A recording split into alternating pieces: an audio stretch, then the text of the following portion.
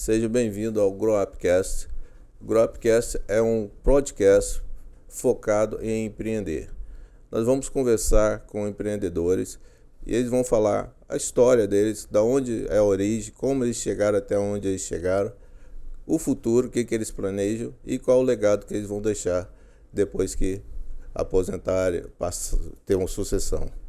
Estamos hoje aqui com o Jauri Valauer. Jauri, muito obrigado pela sua presença. A honra é minha. Muito obrigado por estar aqui com vocês. E você vai começar falando quem é o Jauri Valauer, como você se define, sua origem. Ok. E vamos partir nessa direção. Bom, como eu havia comentado, minha vida não foi sempre muito linear. Eu nasci no Rio Grande do Sul, pais gaúchos, mas eu mal nasci já fui morar no meio do mato. Meu pai era pesquisador de animais silvestres.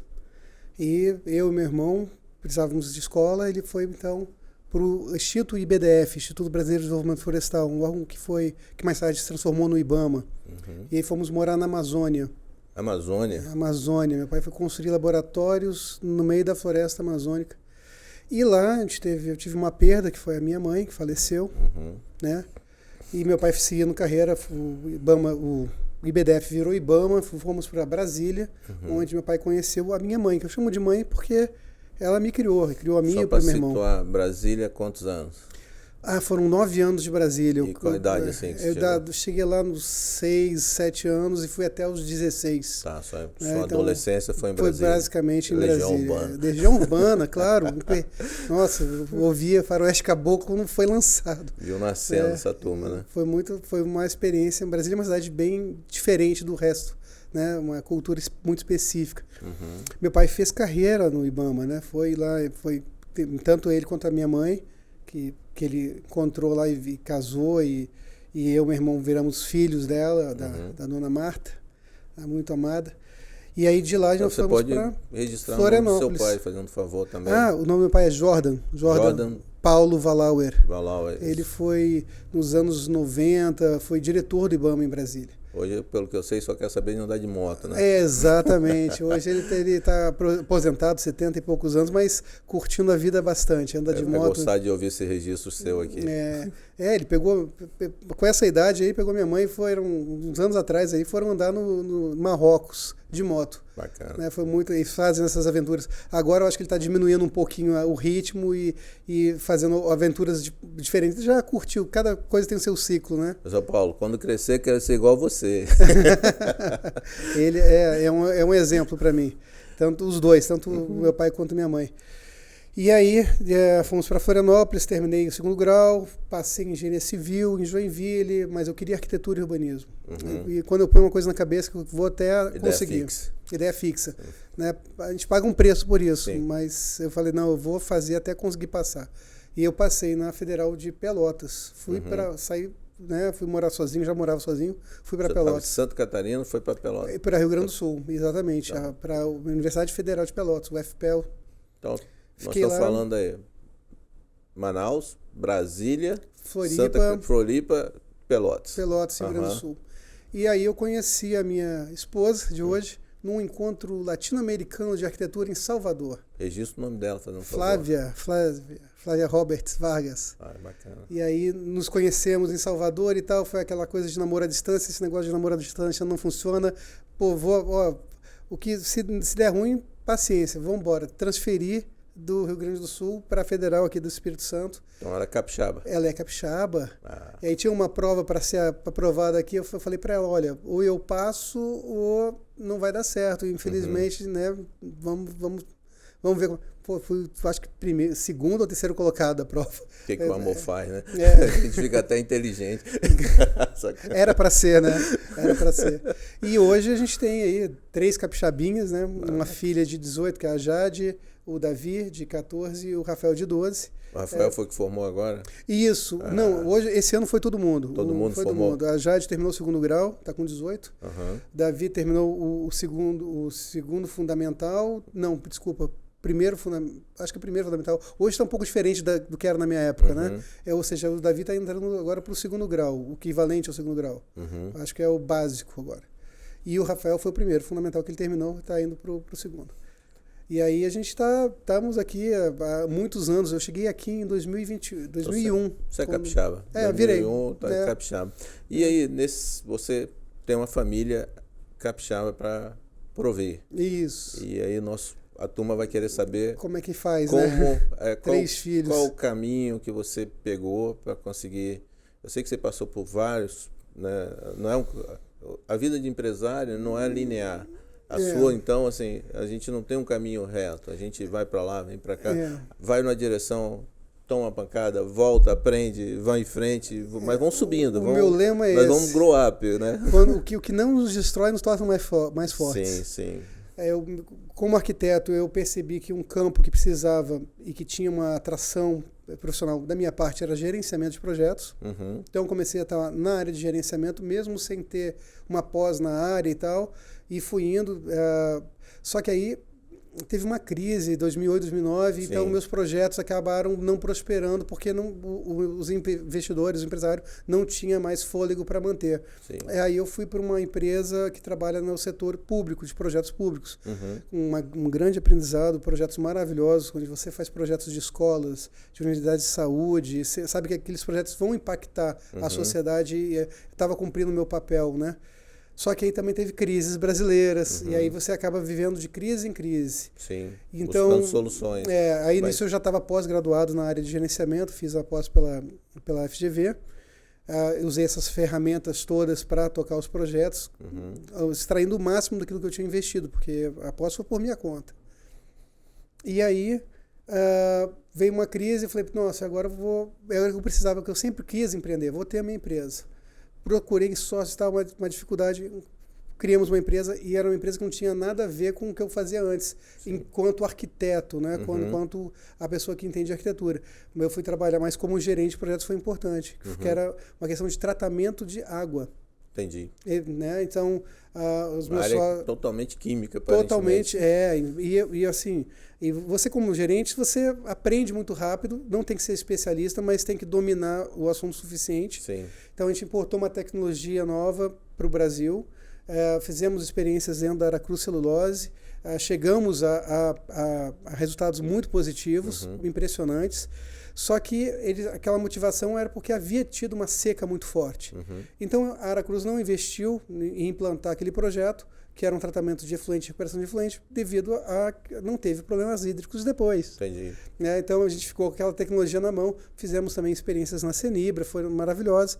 E assim, paciência, eu saí da empresa, falei, não, agora eu vou tocar uma parte que eu sempre gostei, que é a parte de investimentos. Sim. Eu sempre estudava, em paralelo a tudo, a questão de bolsa de valores, o que eram derivativos. Eu me interessava muito por essa área.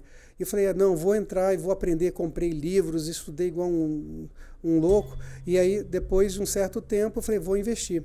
Comecei investindo, experiências foram muito positivas. Eu tinha um terreno no sul lá, foi vendido, que é coisa de herança, eu investi lá. E assim, foi um momento de altos e baixos muito fortes, da parte emocional, né? O terreno, então, foi o seu capital inicial? Foi, primeiro, da primeira empresa foi o FGTS que eu usei.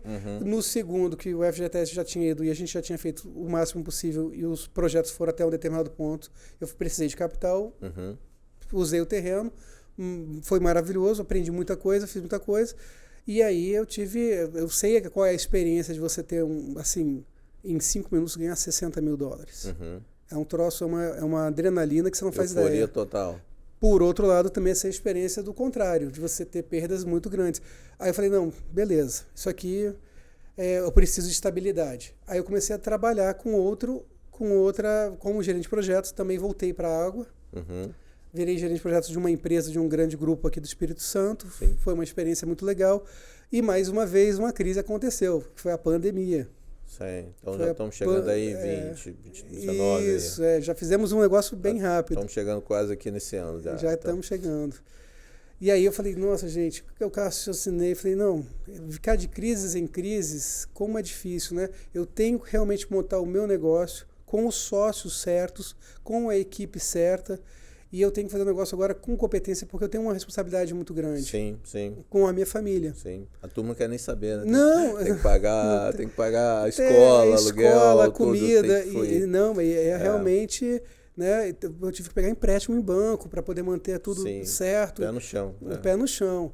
E você fala, pô, tenho um conhecimento imenso, tenho bastante experiência, mas não é uma coisa tão simples. Você tem que vivenciar para saber como é que a coisa funciona. Duas coisas que eu tenho para falar, assim, como empresário também, né? Eu sou engenheiro e sou empresário, eu sei o valor de R$5.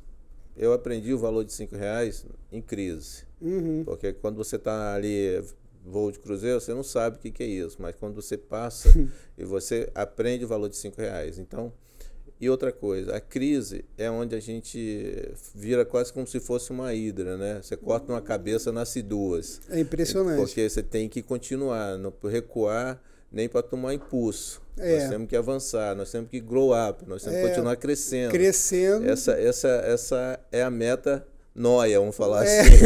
É a metanoia, nós temos que continuar crescendo. Não dá pra, não, você não tem alternativas. Independente do que aconteça, claro, vão continuar crescendo. Você pode tomar um revés, eu tive um revés muito grande de uma corretora que não era regulamentada e tal, eu meu Deus do céu, e agora o que eu vou fazer? E no momento você tem que parar um pouquinho, raciocinar, tem um momento que você tem que dar uma respirada, mas você não pode desistir, você não tem alternativa. O caminho que eu levo nesses revés o que eu aprendi com isso? Exatamente. É um custo alto algumas horas, é um custo alto, assim, mas eu aprendi o que com isso. Aquilo ali, muitas vezes, vale mais que uma pós, um mestrado, e custa muito mais caro do que uma pós e um mestrado também. Eu vou te falar isso, eu aprendi nesses anos de empreendedorismo, assim, muito mais do que aprendi antes só com a formação. Claro, a teoria é importante, aprender conhecimento, estudar é importantíssimo. Sempre, a gente não pode parar nunca de estar estudando. Mas assim, se você não vivenciar a experiência, você não vai saber como é que é. Você tem que fazer a coisa acontecer. Sim. E boa vontade. Acreditar que a coisa não é assim, que vai virar da água para o vinho da hora para outra. Sim. Você tem que tentar uma coisa, não deu, tenta outra, estuda mais, explora mais, e as coisas vão se abrindo. Se você tiver boa vontade, tiver as pessoas certas vão aparecendo na hora certa. Então, assim, houve uma mudança do quadro societário da empresa, entrou sócios corretos. Então, assim, a coisa começou a fluir até por essa equipe que foi montada no final. Então, aí teve aquela questão do gerenciamento de projetos. Opa, a equipe foi fundamental para a coisa funcionar. Pessoas que pensavam parecidos com o que eu pensava, que tinham valores parecidos, cada um com a sua especialidade, e aquelas pessoas se complementavam. Sim. Então, alguma questão técnica que eu não tinha, Dois que o meu faz sócio a mesma tinha. coisa, não tem porquê. Né? Exatamente. Eu tinha uma carência de uma questão comercial, fui buscar um sócio que era uma pessoa de confiança que eu já conhecia para cuidar dessa área comercial. Hoje é o diretor comercial da empresa. Sim. Outro diretor operacional. Eu sou o gerente de projetos. E é assim que a gente vai tocando. E aí você, nesse momento, assim, é lógico que o mundo tem altos e baixos sempre, mas você chegou no momento que você acha que conquistei o que é mais importante de tudo, a paz? Hoje eu tô, vamos dizer assim, virei a chave. Eu já estou muito mais tranquilo, minha qualidade de vida agora é muito melhor do que era antes. Antes, naquela época, antes de 2016 e depois pandemia e tal, nossa, eu não tinha qualidade de vida, eu não cuidava de mim mesmo, porque eu estava focado no meu trabalho. Né? E aí vamos falar para a turma aí aonde você achou essa paz? Quais foram as palavras mágicas aí? Vamos lá. Eu entrei na área de investimentos, estudei muito a Bolsa Brasileira, comecei a entender o que eram derivativos. Okay. Eu posso tentar assim, explanar isso, explicar isso de uma forma muito simples. Né? Uma ação é um derivativo de uma empresa. Representa o papel que representa a empresa. As opções é uma coisa mais complexa, que são uma espécie de seguros de compra e venda de ações. E mais tarde, lá pelos anos 90, as grandes instituições inventaram um outro derivativo chamado contratos de diferença, os CFDs, Contract for Difference. Eu acho que isso foi criado, se eu não me engano, no Reino Unido. E isso aí acabou virando uma coisa muito negociada no mundo inteiro. No dia a dia, o contrato de diferença, nós estamos falando como se fosse eu comprando dólar a R$5 e vendendo a R$4,50. Poderia Aqueles ser 50 isso. centavos ali de diferença em cada dólar, mas quando você fala em 10 milhões de dólares, aí você tem aquilo ali faz uma diferença enorme. Exatamente. Seria, no normal seria falar isso, né? No dia a dia. Mais ou menos isso. Então, a gente comecei a estudar isso, que era uma forma sintética de você fazer investimento em papéis em outros países, né, como Apple, Facebook e tal, sem ter que ter uma conta numa corretora americana. Então você está fazendo o quê? Você está fazendo um contrato de um preço que você está pagando em cima de uma quantidade desses papéis. E numa corretora aqui no Brasil? Não. Fora. Fora do Brasil. Fora do Brasil. Aqui no Brasil nós temos uma negociação com relação a moedas, na Bovespa, que é o mini dólar e o dólar cheio, e o mini índice, que é um outro derivativo, que é o índice brasileiro. Mas assim como você tem a Nasdaq, que é o SP500, a DAX, né, que é alemã. Essa negociação que o pessoal chama de Forex, não? Assim, com relação ao câmbio, é chamado de Forex, que é o câmbio internacional, que é o maior mercado do mundo. Qual de grandeza? São trilhões por mês. É uma coisa assim... No ano, assim, está falando em 10, 13 trilhões de por dólares? Por aí. São, assim, dezenas de vezes maior do que a Bolsa Americana. É um monstro o Forex. E esse mercado é o quê? Quando toda vez que você fecha um contrato de câmbio...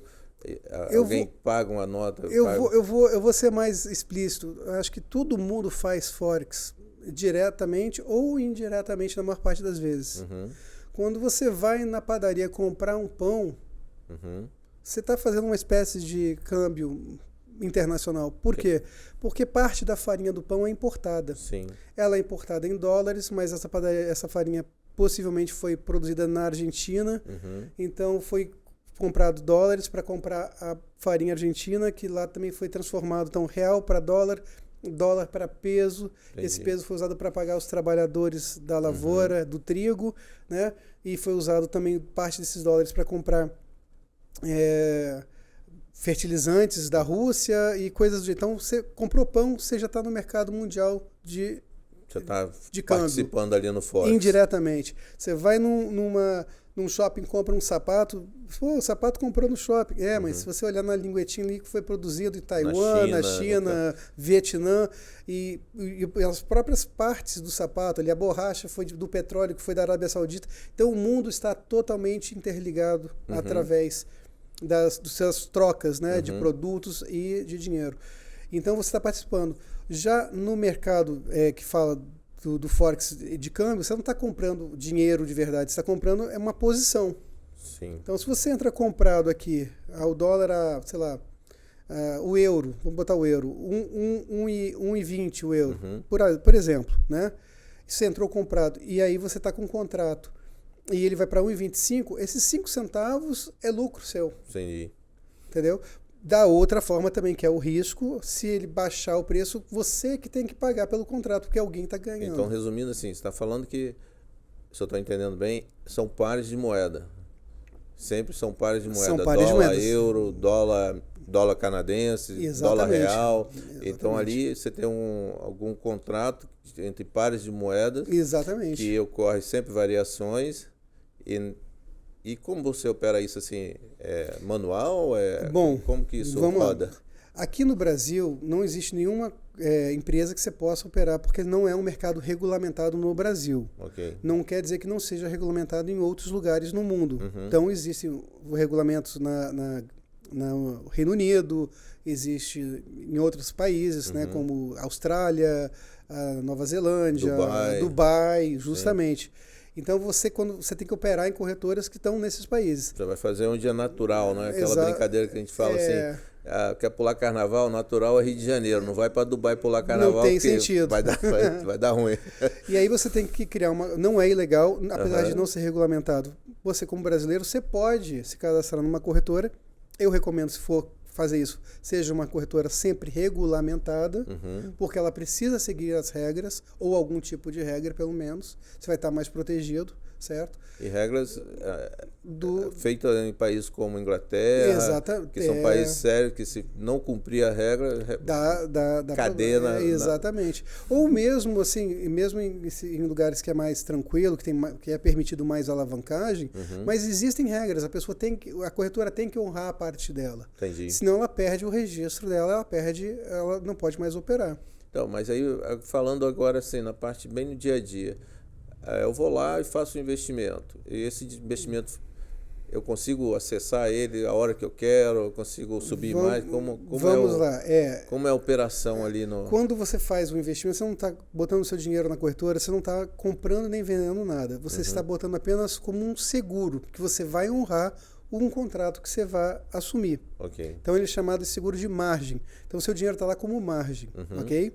Quando você assume um contrato, que é uma operação eletrônica, que você pode entrar na plataforma e fazer até à mão, você está assumindo uma responsabilidade em cima de uma determinada quantidade de volume de dinheiro. Entendi. Ok? Eu não recomendo que ninguém faça isso sem ter conhecimentos profundos. Existe uma relação de pessoas que fazem operações na mão que a maior parte delas, na verdade... 90% perde. 95%. 95% perde dinheiro. É isso. Entra com... Uma vez um colega falou assim, eu entrei com como é que é? Um Corolla e saí com um Fusquinha. Mais ou menos isso. Então, por quê? Porque você está entrando no mercado sem conhecer. Mas eu estudei... a teoria não é igual à prática. Então, vou operar. Eu nem recomendo que a pessoa opere à mão. Eu sei porque eu tive essa experiência.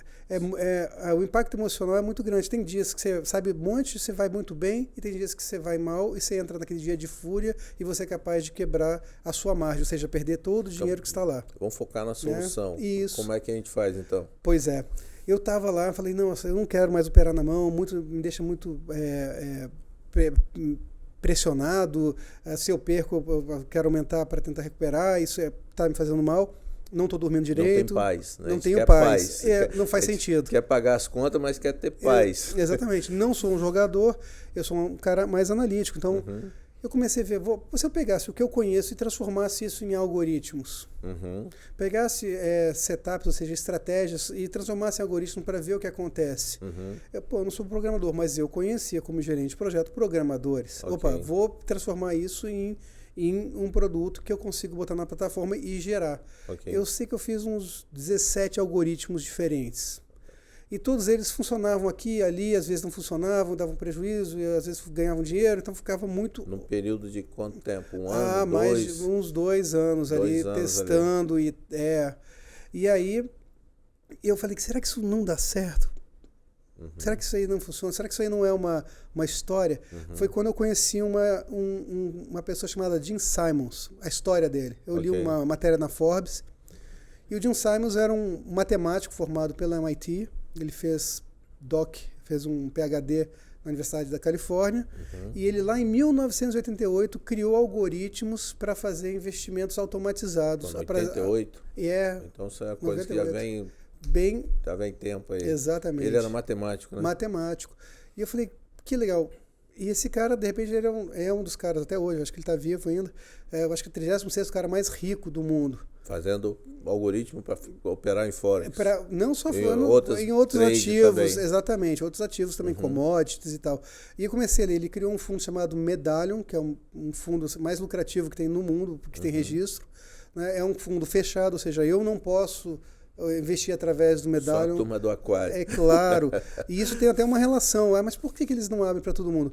Porque se todo mundo usar o fundo deles, não vai haver liquidez. Sim. Né? Ou seja, não tem como você ganhar para sempre de todo mundo. É impossível. Mas ele está sendo consistente durante esse tempo todo. Durante esse tempo todo. Passou pela pandemia e tal. Logicamente, não tem, é um fundo fechado, então não tem toda a transparência para analisar os dados deles e até as estratégias, não vai ser aberto. Mas aquilo me mostrou, é possível. Ok. E se é possível... Não, se alguém faz, a gente também faz. A gente faz. Isso é uma crença positiva. Né? Assim, se alguém faz, eu também faço. Justamente. Vamos para cima. Pode demorar um tempinho, mas eu chego lá. Eu chego lá. Todo empreendedor tem isso até inconscientemente. Ele nem sabe que tem. Exatamente. Aí eu encontrei um colega que trabalhava nessa área também de investimentos, no Forex. Ele foi o criador do grupo Forex Brasil, o Jefferson Andreata, que hoje é meu sócio. Eu falei, Jefferson, você tem um algoritmo aí que me parece ser consistente, vamos testar e tal. Testamos com o pessoal, né, dos Estados Unidos, numa corretora americana. E não funcionou. Não funcionou. Primeira aprendizagem. Primeiro aprendizado. Aí não funcionou, porque os Estados Unidos tem regras muito específicas, tem sistemático, a alavancagem é baixa, tem uma regra chamada first in, first out, ou seja, a primeira negociação aberta tem que ser a primeira a ser fechada. Então você não pode fechar uma negociação positiva e segurar a negativa. Não, tem que seguir umas regras. E aí a gente falou, não, mas vamos tentar recuperar o dinheiro dos nossos parceiros americanos, vamos tentar... E aí ele estava desenvolvendo outros algoritmos, Jorge, me ajuda nisso. Falei, claro, sei que o meu computador ficou trabalhando ali uns 3 meses sem parar, fazendo simulações, exatamente, pegando dados específicos, e o Jefferson é muito bom nessa parte de backtests, ele sabe de onde extrair os dados que são confiáveis para gerar esses dashes, e a gente, chegamos a alguma coisa. Opa, agora vamos testar. Primeiro, numa conta demonstrativa, ou seja, sem dinheiro de verdade. Opa, tá batendo o resultado, aqui tá batendo aqui, maravilha. Agora vamos testar com dinheiro. Aí usamos os nossos próprios recursos para isso, fontinhas que não eram muito grandes, botamos, opa, funcionou. Aí sim, a gente começou a entrar no mercado. Isso aí tá quanto tempo? Aí, ano, 2? Quase 3. 3. E vem escalando isso. exponencial? Não, exponencialmente. Eu sei que, eu posso até falar isso aqui, sem problema nenhum, que em fevereiro de 2022, a gente tinha um total de investimentos nisso em torno de $21 mil só. Ali os pai, mãe, os parentes. Friends and family, né? Isso. E gente de fora, tal, que é o que mais tranquilo. E aí, fevereiro, ou seja, um ano depois, a gente já tinha $570 mil investidos de investidores. Não é gente botando dinheiro na gente, não tem nada a ver. Sei. Cada um tem sua conta. São terceiros com conta e risco deles. Exatamente, isso é avisado eles e tal. Eles estão usando o algoritmo de vocês. A gente só permite eles só botar o algoritmo dentro da conta deles e deixar o pau quebrando. Então, assim, eles abrem a conta na corretora e vocês, o algoritmo está aqui, entra que vocês vão ganhar. Eles apostam. Exatamente, acreditam no nosso trabalho, sabem que existem riscos, todo investimento tem risco, vamos lá. E consistência total.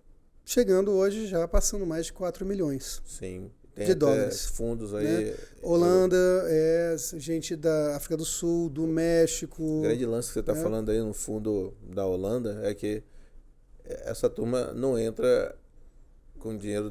Se é fundo, eles estão pegando de terceiros. E eles não vão botar esse dinheiro num lugar que tem um risco muito alto. Eles entram já sabendo que vão ganhar. Exatamente. Né? Não, e eles testaram, criaram uma conta demonstrativa durante meses para analisar os resultados.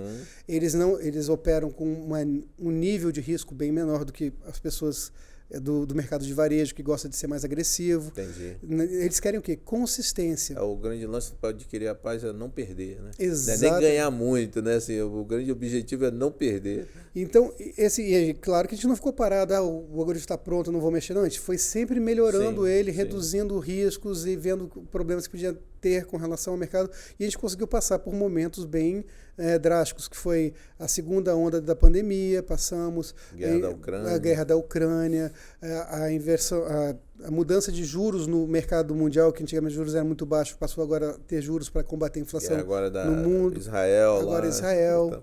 Justamente. Não está afetando tanto Não, é muito estável, porque a gente... Voo de cruzeiro. Voo de cruzeiro. Bacana. A gente não busca aquele negócio, eu vou te dar 10% ao mês. Não recomendamos isso de forma alguma. Isso aí, a pessoa, para conseguir isso, vai ter que estar muito alavancada, e aí o risco é exponencial. Se o mercado for contra, você vai ter grandes riscos de perder o seu capital. A gente prefere ganhar sempre pouco e continuamente. Mas no final de um ano, você consegue um resultado maravilhoso. Aquele ditado da galinha enche o papo, nós estamos falando na ordem de quanto de lucro assim, por ano, de rentabilidade por ano, em dólar, né? Em dólar, dependendo do perfil do investidor, pode variar de 50% a 70% de crescimento. Por ano. Então, quer dizer, esse investimento você consegue a cada 1 ano e meio dobrar. Mais ou menos isso. O que você colocou ali inicialmente, é o que nós estamos deixando lá. É o que está acontecendo. Tem alguma preocupação quando tem alguma reunião do Banco Central americano? Tem algum mecanismo de defesa que vocês utilizam? Utilizamos, sim. O nosso algoritmo ele é programado para parar os pares que têm dólar americano pelo menos 10 dias que antecedem uma decisão do Fed, Okay. do Federal Reserve, da instituição que decide os juros americanos. E decidindo os juros americanos, está falando no mundo todo. Mas, exatamente, é o que vai reger os demais pares. Sim. É um proxy do que vai acontecer depois. Então a gente para ali, espera aqueles 10 dias. Por que 10 dias? Porque tem várias operações abertas e a gente deseja que elas tenham tempo para atingirem seus objetivos. Atingindo, zero, não ficamos expostos. Tem a reunião, a reunião deu o que era esperado pelo mercado? Deu. Então, algumas horas depois a gente já liga no mesmo dia. Okay. Se não deu o resultado esperado, foi uma coisa inusitada, botaram juros inesperado, espera até o outro dia de manhã. Ver como é que está indo e entra. Exatamente, ou não, né? Para ter a acomodação do mercado oriental. Entendi. E a outra parte que a gente faz também de gestão de risco, já é programado no algoritmo, é final de ano. Em dezembro, até como eu estava antes conversando contigo em off, quando as 2 primeiras semanas até há negociações normais, mas depois o mercado começa a sair fora. Fica muito volátil. Aí fica muito volátil, faz baixa liquidez.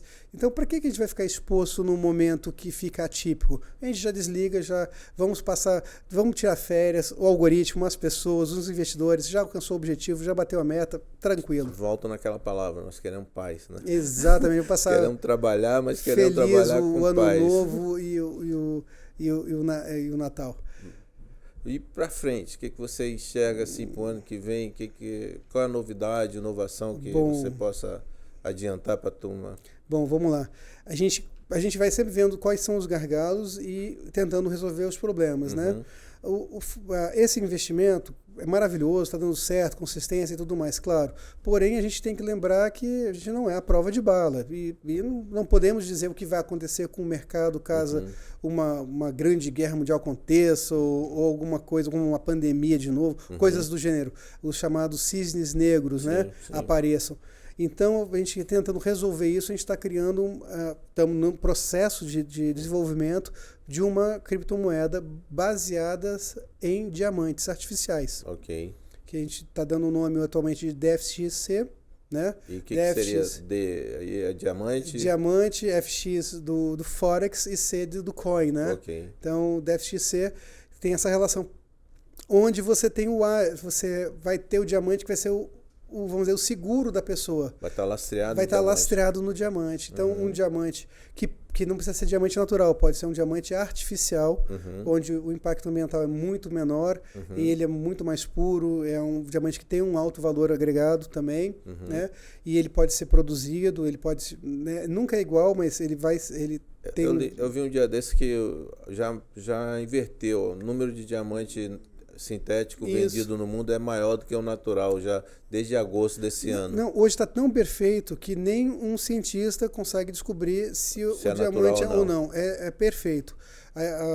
Às vezes o artificial consegue ser até melhor do que o natural, porque tem menos contaminantes internos, como nitrogênio. Já estou entrando na parte técnica. Né? Mas, enfim, se a pessoa tem um diamante, então, vamos dizer, a pessoa, o investidor, olha, eu quero botar meu dinheiro, quero ter uma alta rentabilidade, mas eu não quero correr o risco de perder porque eu não aceito isso. Ela vai ter a garantia do diamante. Então, vamos ter o seguinte, você compra um diamante que vai ficar custodiado e vai ser o colateral do teu investimento. Obviamente, o teu retorno vai ser um pouco mais baixo, porque a gente vai operar esse dinheiro que você está colocando para a gente, só que num nível de segurança boa, para você ter um resultado interessante para a gente e para você também, ok? Se algo acontecer, o diamante é seu, você vende, ele não perde. Ele não vai perder nunca. Porque se algo aconteceu, o que passa a ter valor é ouro e diamante, né? Porque exato. nós estamos falando algo que aconteceu no mundo digital. Exatamente. Então o material passa a ser sua garantia. E como diz o filme do James Bond, os diamantes são eternos, né? Entendendo. Então, é uma segurança imensa. E onde você acha que isso vai estar hospedado? Isso vai ser levado, claro, que a gente precisa ter um ambiente que seja amigável a esse tipo de negociação, a esse tipo de produto, a esse tipo de solução. Então, nós vamos estar lançando isso provavelmente ano que vem em Dubai. Ah, tá. Dubai tem uma vantagem grande, né? Você não paga imposto nenhum para vender e comprar diamante lá. É verdade. Essa é um dos diferenciais, que então, alivia... Eu não sou bobo, não. Não, alivia a carga para a gente e para os investidores, porque qualquer imposto que tenha, você tem que repassar. Aí torna o ambiente mais hostil para um negócio. Então, você está me falando aí, tem 3 oportunidades de ganho no investimento só. Valorização da moeda digital, porque ela vai começar ali valendo no primeiro momento centavos de dólar e depois vai ser... Vai crescendo. E você está falando aí, o quilate de diamante hoje é $500. É Então isso ela aí. vai crescendo ali para esse valor. Ela começa lá com 70, 50 centavos de dólar e depois pode chegar até $500. Então já tem um ganho aí. Isso. Segundo, a possibilidade de pegar esse diamante, resgatar e vender é outro ganho. Exatamente. E terceiro, enquanto esse recurso está com você, está aplicado em Forex. Que também dá aí 30%, 40% ao ano. Exatamente, esse é o caso. Exatamente. Então a gente a pessoa recebe por estar custodiando o diamante com a gente. Então fica uma segurança. O cara está recebendo. Ah, quero o diamante. Ok.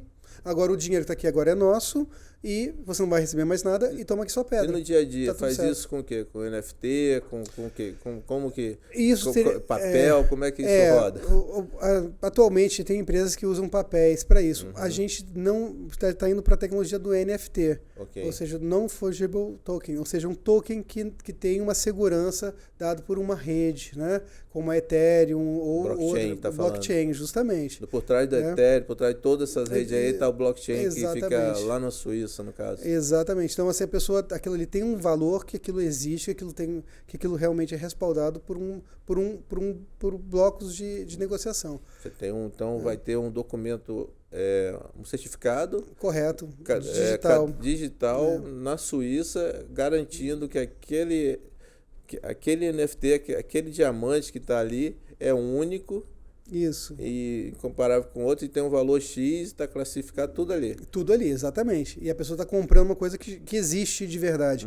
Ou seja, ela está fazendo uma aquisição eletrônica, mas de um produto físico. Entendi. Que naquele momento não está com ela, mas ela tem o equivalente eletrônico desse produto. É o que a turma hoje em dia chama de digital. Digital. É o físico com o digital. Exatamente. Casado aí e agregando valor. Enquanto ele tivesse digital na mão, esse token na mão, ele está com o dinheiro dele dentro do processo do algoritmo, dos algoritmos, que a gente tem mais de um, gerando resultados, e ele está recebendo parte desses resultados.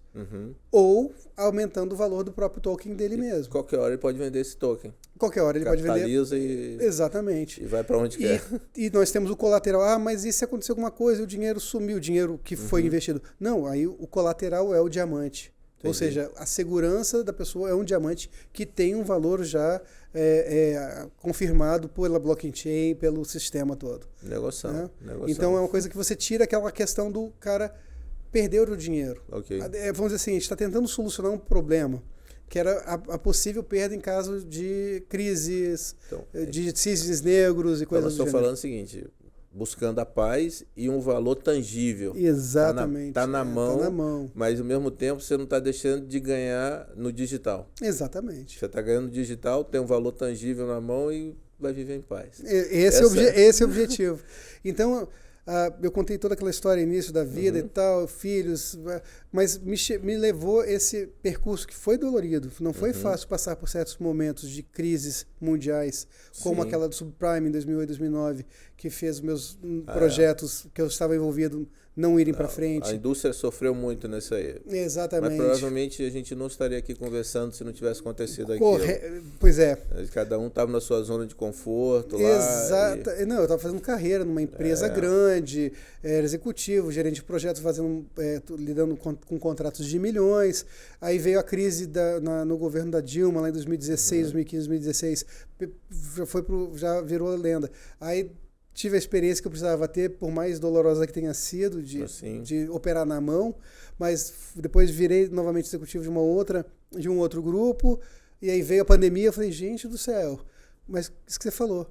E aquilo que eu disse no início, o que não nos destrói, nos torna mais fortes. Bacana, Jauri. Eu só tenho, assim, agradecer, eu acho que está sendo uma aula, quem assistir depois e for peneirar ali essa conversa, passo a passo com o que você está falando aí, vai ter oportunidade de buscar paz na vida financeira, ter um colateral na mão e ainda continuar ganhando a nível mundial, né? Assim, que assim seja, meu amigo. Meus parabéns. Obrigado. Que Deus continue te iluminando e trazendo bons parceiros para a sua caminhada. Obrigado, está trazendo. Muito obrigado. Valeu, obrigado. E você, muito obrigado por seguir a gente. Acompanhe o nosso canal e até a próxima.